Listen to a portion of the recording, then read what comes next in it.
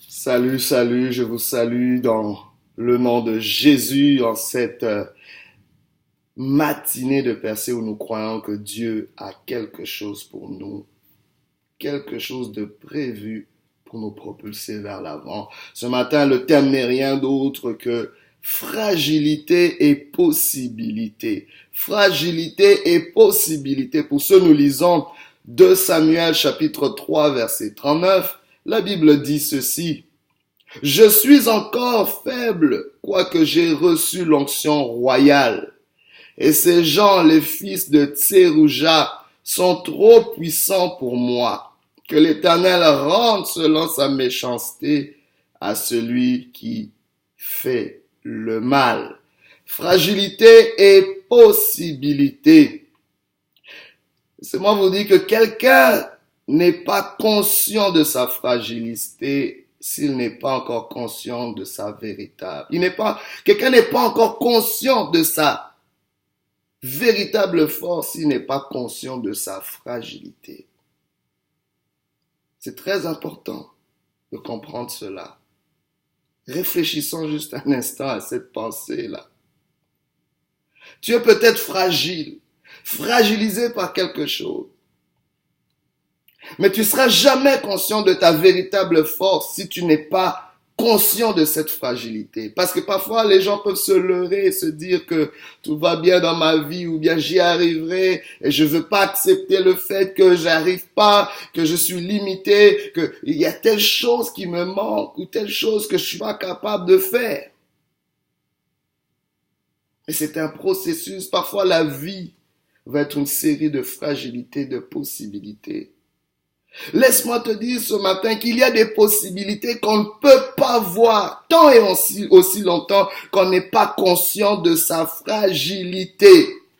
Ce matin, je ne sais pas qu'est-ce qui te fragilise, mais laisse-moi te dire qu'il y a des possibilités. Il faut vivre cette fragilité. Il faut accepter cet état, mais dire que c'est un état transitoire. C'est un état qui va me permettre d'ouvrir mes yeux à de nouvelles possibilités. N'aie pas peur d'être fragile. N'aie pas peur d'être vulnérable. N'aie pas peur de cette fragilité, car il y a des possibilités qui sont cachés derrière cette fragilité.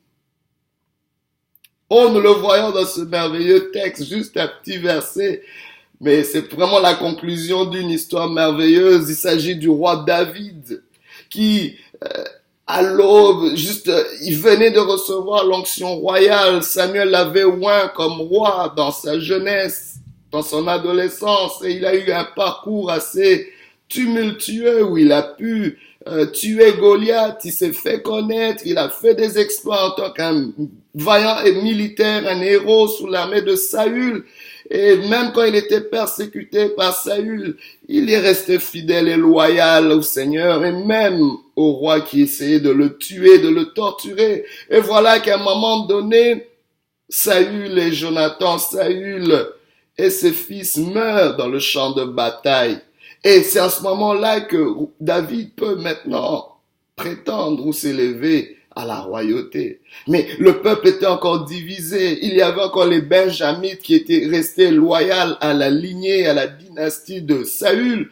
Et autour de David, il y avait les Judéens ou le reste, la tribu de Juda qui pouvait le soutenir. Et il a encore été oint à Hébron, où on l'a reconnu comme roi. Donc, partiellement, David, dans ce texte, est roi, mais d'une portion, juste d'une tribu. Et il y avait encore des tumultes entre les deux camps rivaux. D'un côté, il y avait le chef de l'armée de Saül, qui s'appelait Abner, et qui continue à combattre David et ses vaillants héros. Mais à un moment donné, ils ont pris conscience que David était l'homme que Dieu avait choisi. Je ne sais pas si tu es peut-être fragilisé par des longs combats.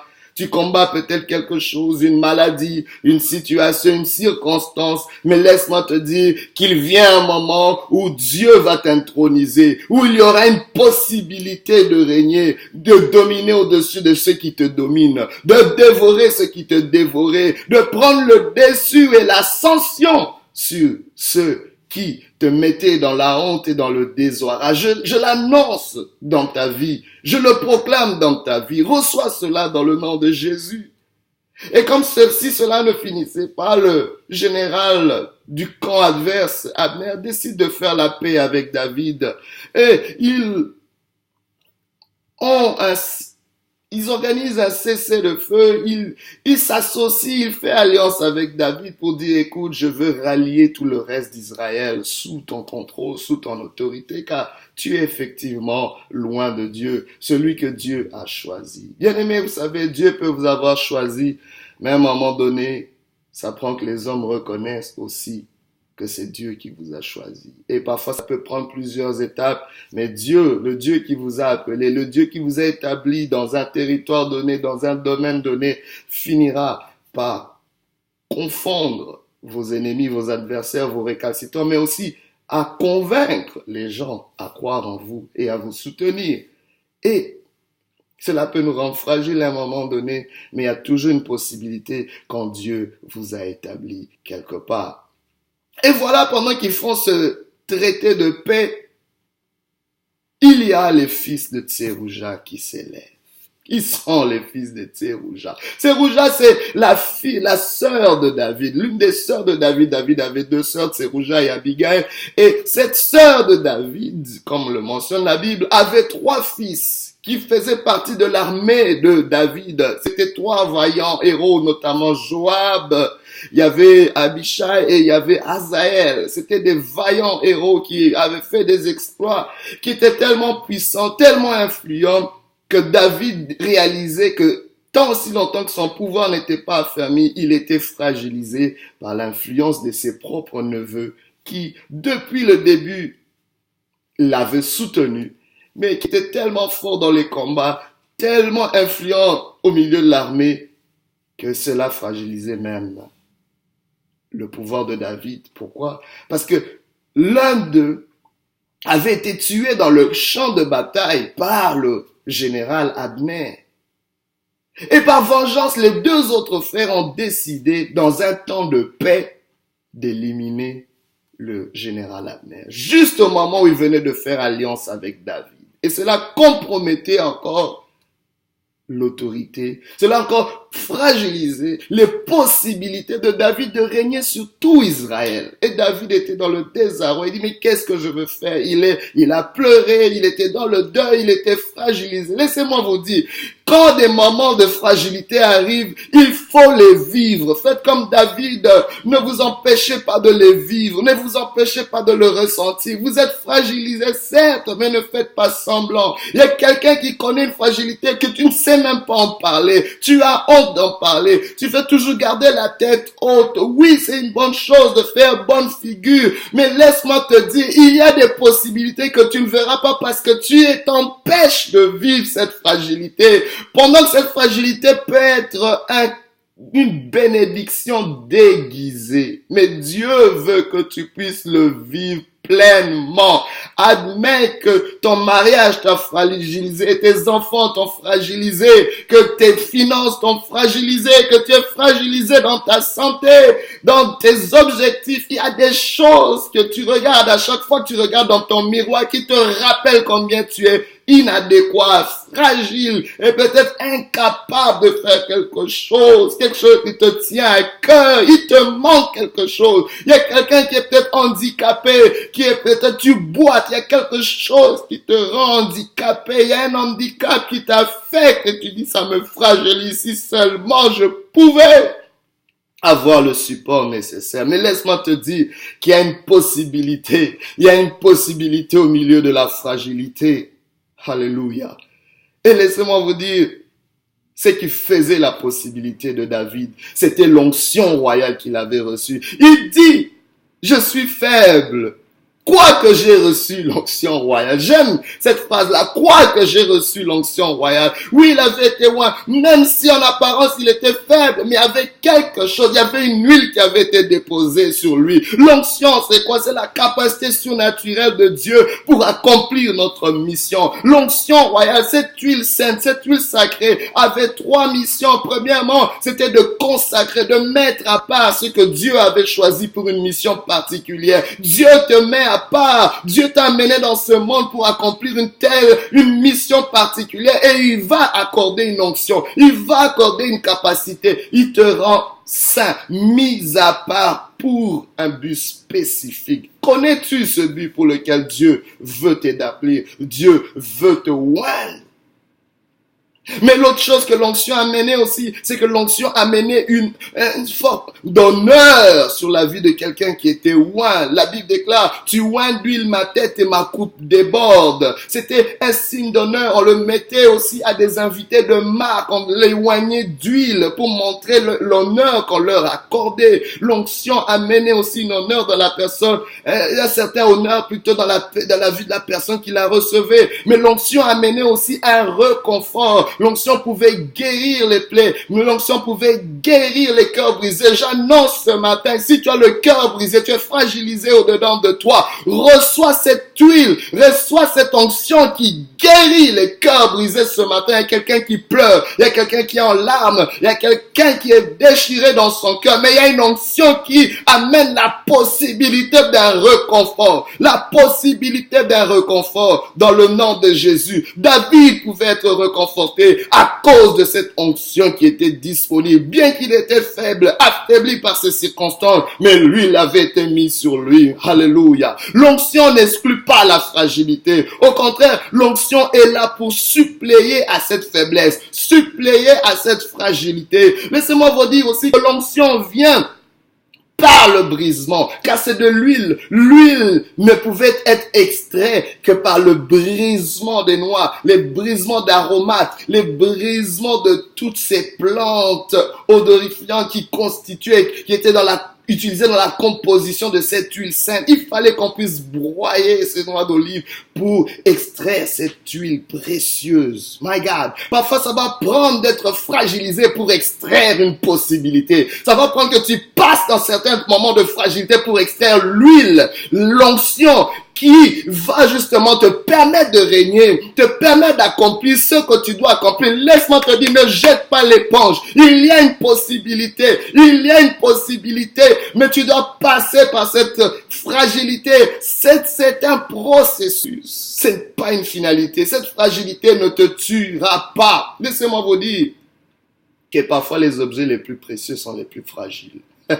Vous voyez jamais, dans ces boîtes où vous avez des beaux verres de choix, de qualité qu'on va utiliser pour manger, pour boire dans des événements importants. On vous mettra fragile. Attention, fragile.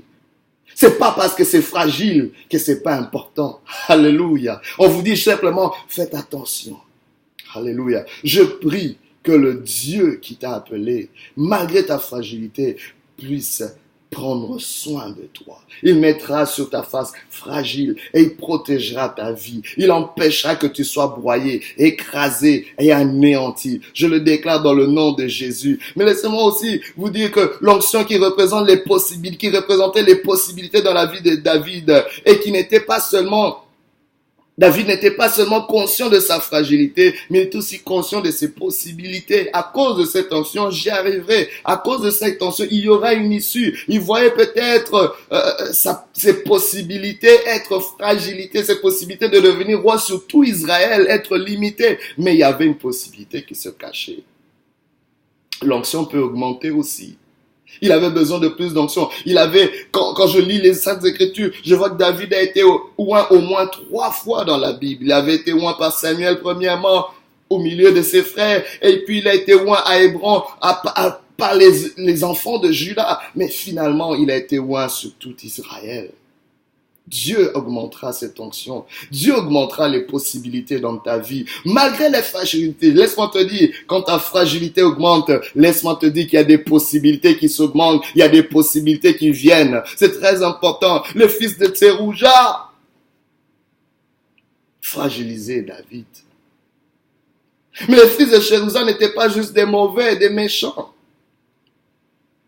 Joab, par exemple, c'était lui le chef de l'armée de David. Il était vaillant, capable, mais c'était quelqu'un sans scrupules, impérieux, qui pourrait être vengeur.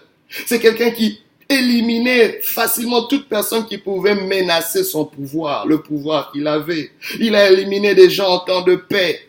Il a même éliminé un de ses cousins. C'est lui qui a finalement même éliminé Absalom, malgré que David ne lui avait pas autorisé à le faire.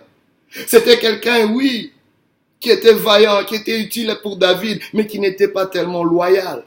Abishai, un autre fils de Tserouja, était un grand chef, un vaillant héros. Il a pu tuer 300 personnes avec une seule lance. C'était des gens forts autour de David. David avait besoin d'eux. Mais c'était des gens qui fragilisaient aussi David. Abishai a même sauvé la vie de David quand un géant philistin voulait le tuer. Qu'en est-il d'Azaël, qui était aussi rapide qu'une gazelle? Il était quelqu'un de très déterminé et d'agile. Mais ces fils de Tserouja, c'était des proches de David, qui pouvaient lui être utiles à un moment donné, mais dont les motivations pouvaient affecter David. Je ne sais pas qui sont les fils de Tserouja dans ta vie, qui sont ces gens peut-être proches. Laisse-moi te dire, ta fragilité parfois viendra des gens les plus proches de toi. Ce que je suis en train de voir dans ce texte, c'est que la proximité des fils de Tserouja fragilisait David. Il y a peut-être des gens qui sont bons dans ta vie, qui sont peut-être des relations clés, des relations proches, mais qui te fragilisent en même moment. Que fais-tu quand certaines choses qui sont proches de toi constituent également ta fragilité? C'est peut-être un parent, c'est peut-être un conjoint, un enfant, un frère, un ami d'enfance. Il y a quelque chose ou quelqu'un de proche de toi qui a le pouvoir de te fragiliser, voire même de te neutraliser. Mais laisse-moi te dire, il y a une possibilité. Il y a quelqu'un qui vit quelque chose de délicat. Tu sais pas comment t'y prendre. Mais laisse-moi te dire qu'il y a une possibilité. Et aussi, il faut comprendre une chose. Une fois que Dieu t'accorde les possibilités, n'oublie pas d'où tu viens. N'oublie pas ta fragilité ou tes faibles commencements une fois que tu as des possibilités. Car c'est facile pour nous d'oublier d'où nous venons. Et c'est là que la plupart d'entre nous chutons parce que tu oublies d'où tu viens. Ta chute. Tu chutes parce que tes pieds ne sont plus ancrés sur le sol. Tu chutes parce que tu n'es plus sur une base solide. Souviens-toi de ta base.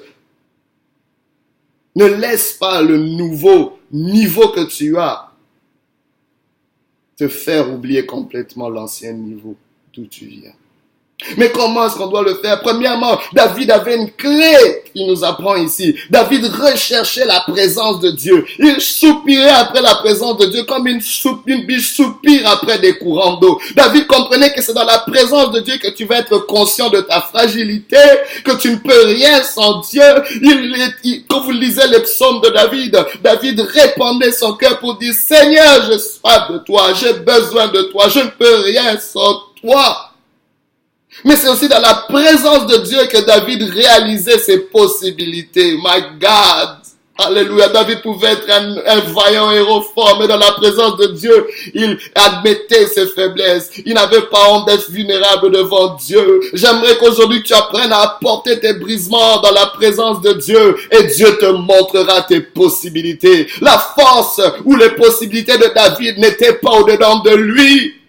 Mais c'était dans sa connexion avec Dieu. C'était dans son partenariat avec Dieu. Deuxièmement, il faut rechercher l'onction du Saint-Esprit. Oh, cette onction va te faire dire que le faible dit je suis fort, que le faible dit je suis fort, que le pauvre dit je suis riche. Car Dieu a fait de grandes choses pour toi. C'est cette onction qui amène des possibilités. Oh, tu dois aussi avoir des éléments ou des relations qui te rappellent d'où tu viens, qui te rappellent ta fragilité. Je sais pas, il y a des gens qui doivent te garder ancré sur le sol, ancré sur tes bases.